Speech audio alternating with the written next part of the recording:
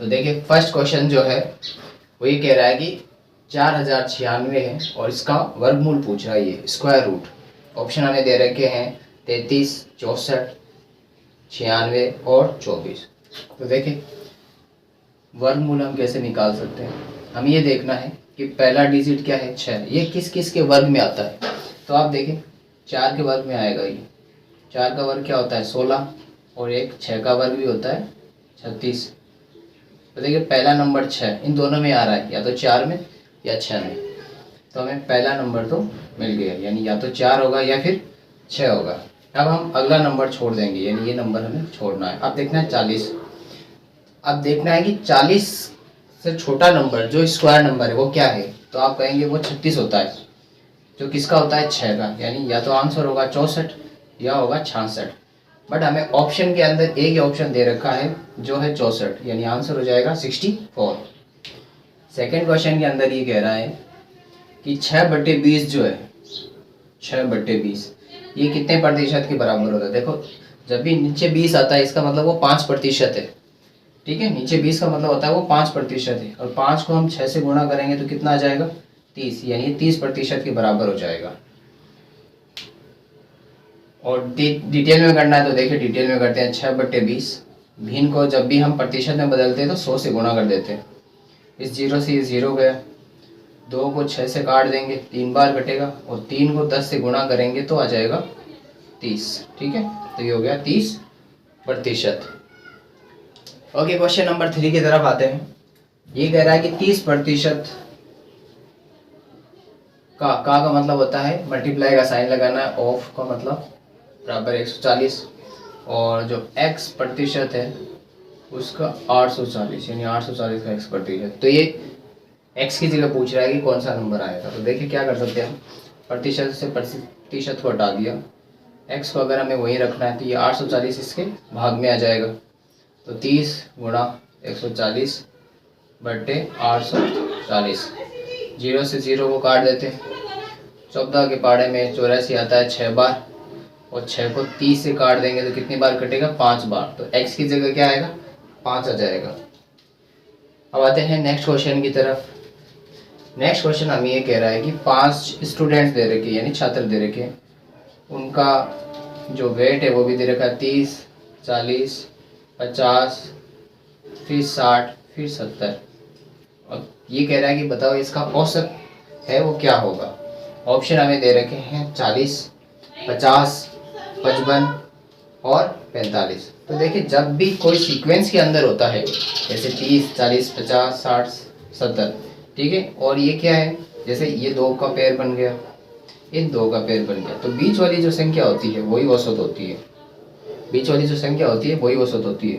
ठीक है,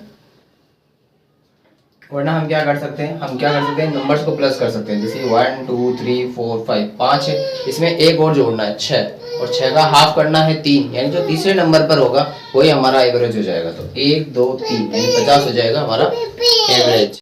इस सवाल को हम डिटेल में भी कर सकते हैं। जैसे कि जो औसत होता है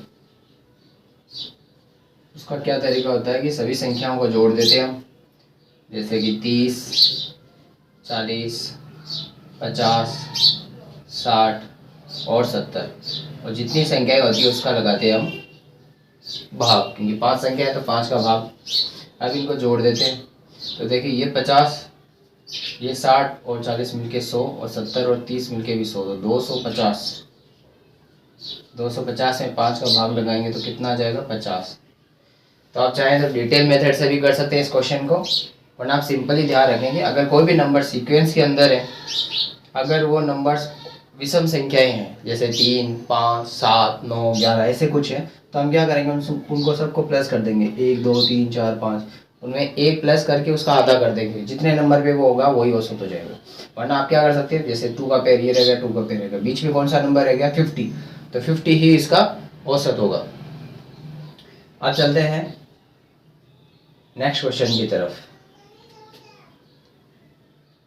ओके, नेक्स्ट क्वेश्चन की तरफ आते हैं। नेक्स्ट क्वेश्चन में हमें ये कह रहा है कि 8 वर्ष में किस ब्याज दर पर कोई राशि दुगुनी हो जाएगी। ठीक है, हमसे दर पूछ रहा है। तो देखें कोई राशि दुगुनी तभी हो सकती है जब जितना पैसा लगाया है उतना ही ब्याज मिल जाए। तो इसको एक तो हम डायरेक्ट ऑप्शन से कर सकते हैं, हमें ये रखना है कि 8 को हम कौन से नंबर में से गुणा करें कि वो 100 हो जाए। तो हमें क्लियरली दिख रहा है वो 12.5 है, ठीक है, क्योंकि 12 को 8 से करते हैं 96 ये हो गए, और 0.5 से करेंगे तो 8 का आधा 4, तो 96 और 4 100, 12.5 से 8 से गुणा करते ही वो हो जाएगा 100, ठीक है। ये तो है डायरेक्ट ऑप्शन से, बट वैसे करना है तो देखिए हमने मान लिया कि हमारा जो मूलधन है वो 100 है, ठीक है, और जो टाइम दे रखा है वो हमें दे रखा है 8 वर्ष। रेट हमें अभी पता नहीं है, हमें ये पता है कि जो हमारा ब्याज है SI वो भी उतना ही है जितना मूलधन है, तभी तो धन दुगुना हो सकता है, ठीक है। तो देखिए फॉर्मूला लगाते हैं, हमें पता है कि जो साधारण ब्याज का जो फॉर्मूला होता है वो होता है P गुणा R गुणा T बटे 100। अब मुझे R को यही रखना है, ठीक है, तो R का फॉर्मूला क्या हो जाएगा, 100 SI से गुणा हो जाएगा और बट्टे में आ जाएगा P और T, P इंटू T, ठीक है। अब आगे मल्टीप्लाई करते हैं, SI कितना था 100 और ये 100 है ही पहले से, मूलधन हमने माना था P को 100 और टाइम हमें दे रखा था 8।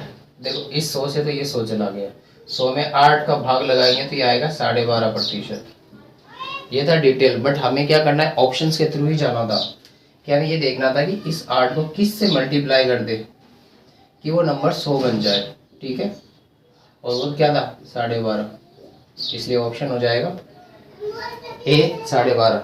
अब आते हैं नेक्स्ट क्वेश्चन की तरफ। नेक्स्ट में हमसे LCM पूछ रहा है, ये ऐसे में ये कह रहा है कि दो नंबर दे रखे हैं, जैसे एक तो है 2 3 इंटू 5 और दूसरा जो दे रखा है वो है 3 5 7।